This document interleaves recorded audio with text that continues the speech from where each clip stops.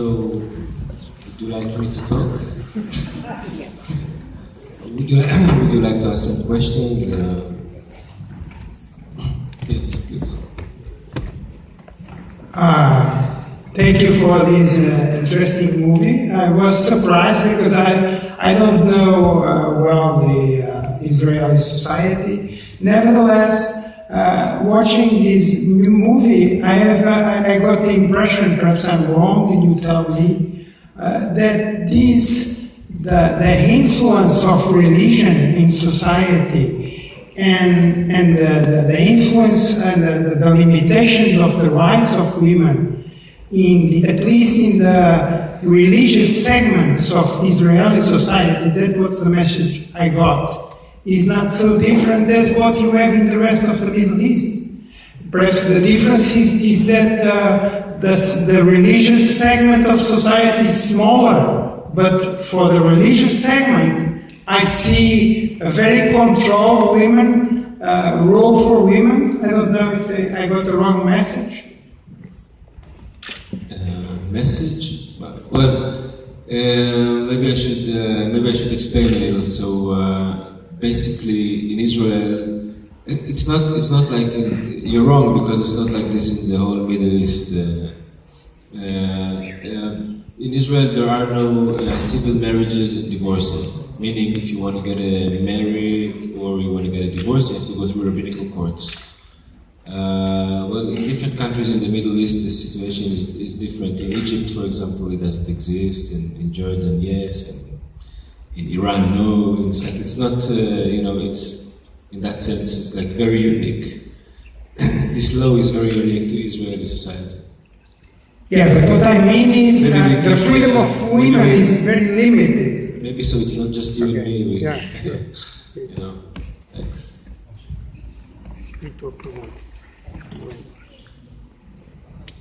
Hello, first of all, congratulations. I absolutely love the movie. And I have sort of the same doubt.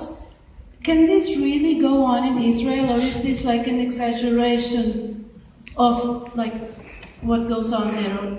Can such thing happen for real? I know it's a naive question, and I'm sorry for my ignorance. The film is completely realistic. What you see in the film is what you have. I would say that around 80% of divorces in Israel are easy divorces, because when the husband says yes and the wife says yes, then it's fine. The divorce can last like for 3 months or so, or whatever. But the problem starts when one of the parties says no, and for most of the time it's the husband that says no. Like 99% of the cases is like the husband who says no, and then there's a problem. So the film is completely realistic to what is happening as for now in Israel. Thank you. Sure.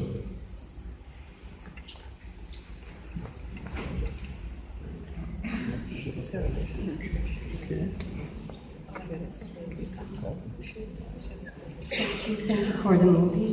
One question that relates to the movie and the other questions. Why did you choose this theme, and why was it so important for you and your sister and for her also to participate? Because I felt it was much more to do with freedom and feeling locked away than just necessarily portraying a social reality.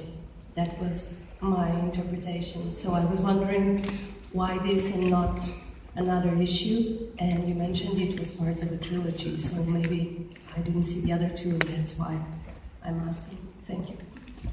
Sure. Why this and not a film about skiing in the Alps, for example? Just because I was not born in the Alps, so I didn't do this film. But first, maybe I should say that the trilogy, the whole trilogy, is inspired by our mother's life. So we made the 3 films. To Take a Wife is a film. The first one is a film that is very close to us. It's not our biography, but it's very much inspired by our own personal experience. And it's more like a point of view on our mother's life rather than recreating her life in cinema. When Ronit and I met to work together, we met 40 years ago. But like when we met to work together, we had an idea that we wanna create films together, and we had an idea that we're gonna make a film about a boy and a girl, which is like a brother and a sister, of course, and and we started to write this film. And soon enough, we discovered that we don't want to do this film about this boy and girl. We want to do the film about their mother, which is our mother, and watching her life, watching her progression in life, something that probably inspired us a lot, and watching the marital situation of our parents, probably something that was engraved in our hearts, in our minds, something that we were very sensitive to, and therefore the subject matter is something that we decided to deal with. We knew from the beginning that the trilogy is going to deal with the past of one woman searching for liberty. So the first one was in the house; she was searching for her liberty inside the house. Second one, 7 Days, that's the name of the film. Vivian is seeking for liberty outside with her family and the neighborhood and the close society where she lives, and she doesn't succeed. And the third one is Gett, which is like the final frontier. It's Vivian and the law, Vivian and the state. Vivian goes to the state or to the law and says, I want to be free, what can you do for me? So we took the story of our trilogy and poured it into the Israeli law system, which is very complex, very much, as you saw in the film. And Vivian asked for that. It's complex because a woman in Israel can leave the house whenever she wants. Nobody will stone her for that. She's not going to be executed for that. She's not going to be condemned, but she can't be free. She can't be free, especially like in the Israeli society where women take over major roles, in economy, in the army, and so on and so on. Kind of like very progressive in that sense. On the other hand, when they want to get a divorce, they have to ask for their husband permission. They're still the property by the law of their husband.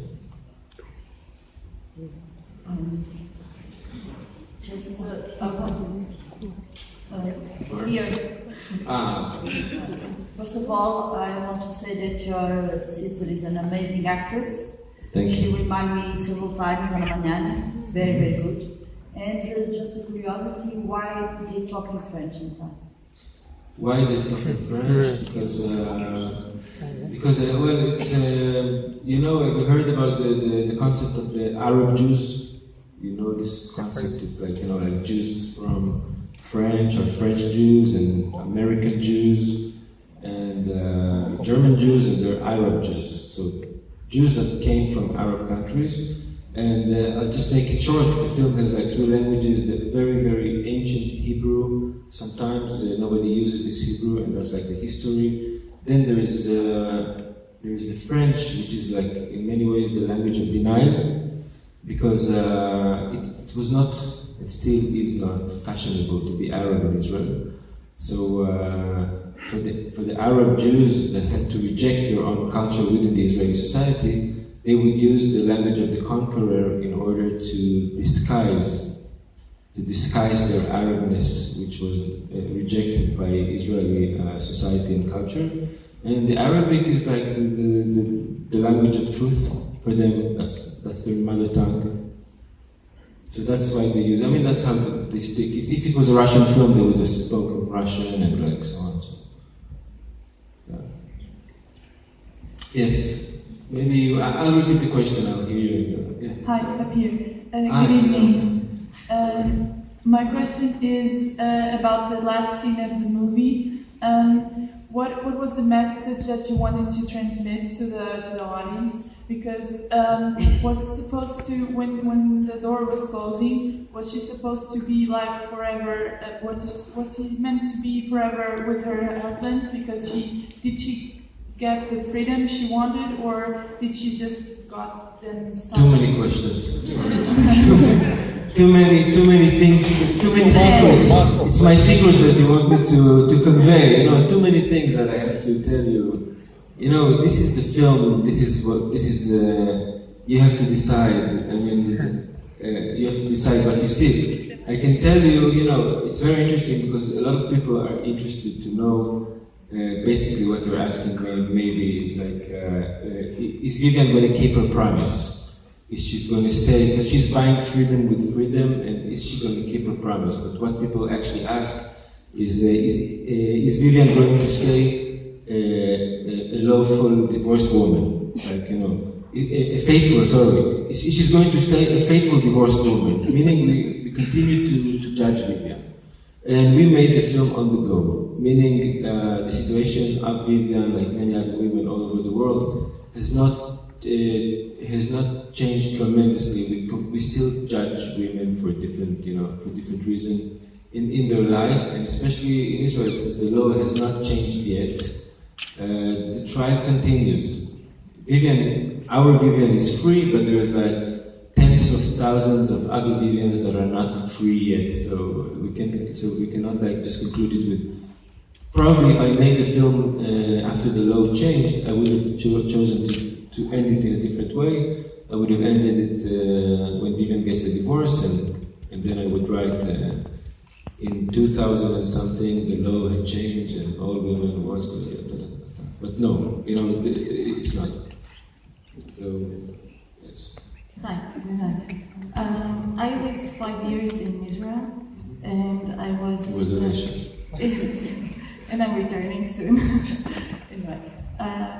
And I was very amazed when I understood that there was no civil marriage or divorce. Me and together with other foreign people that were also living in Israel. And honestly, it didn't seem like a big deal for like the Israeli young people that I met. Like this wasn't, it's like they didn't really understand like the importance of having civil wedding, marriage and divorce. And at that time it wasn't really in the agenda. But I know that people in Israel, they are really coming together and complaining about how expensive living in Israel is, together with other issues, matters. I'm just wondering if people now are really coming together also around this, the divorce matter, and if you think that the law will change soon. I can tell you about the cost of living in Israel. I cannot respond right now. It's another film that I make these days, but I can tell you that this film is really surprising in so many ways because it was received in a very positive way in Israel. The minute the film was out, different parliament members endorsed the film. The Minister of Justice endorsed the film. Like religious authorities endorsed the film. A lot of people.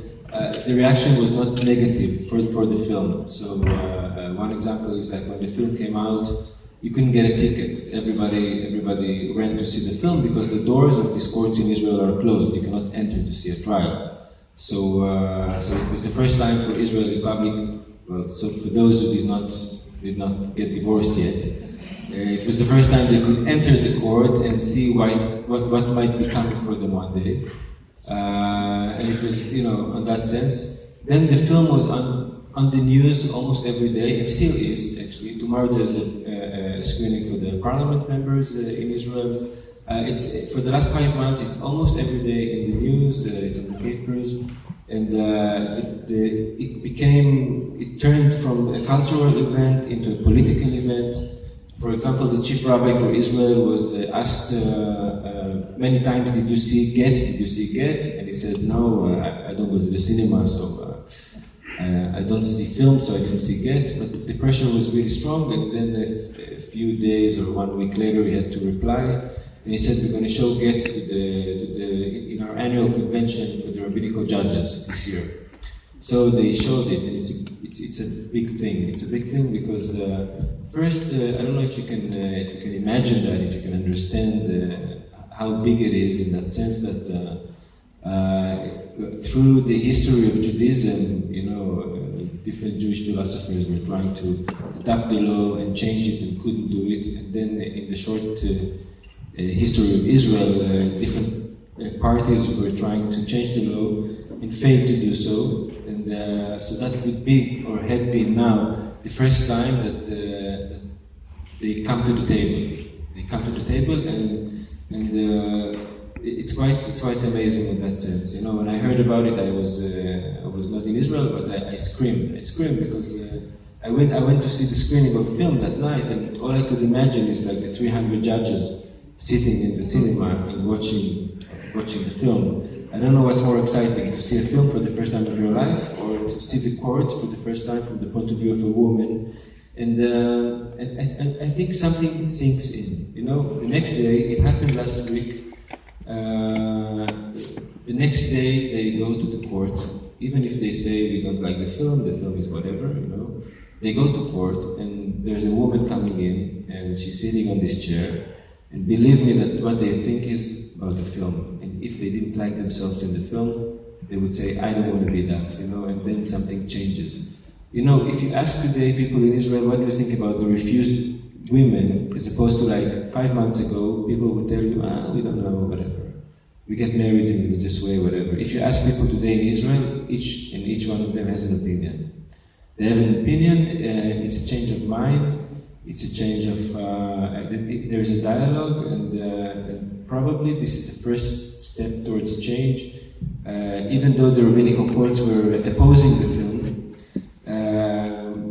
none of them said that the film is not realistic or is not happening. And actually they're going to do another symposium about the film. This time I'm invited, last time I was not. So this time I'm invited to talk in this symposium. I think the film had an immense positive effect on Israeli authorities and Israeli society in so many ways, and maybe it's, you know, maybe there's going to be a law, the Amsalem law, you know, maybe the Elkabetz law, I don't know. It's my dream, you know. It's my father's dream. He wanted me to be a rabbi, so yeah.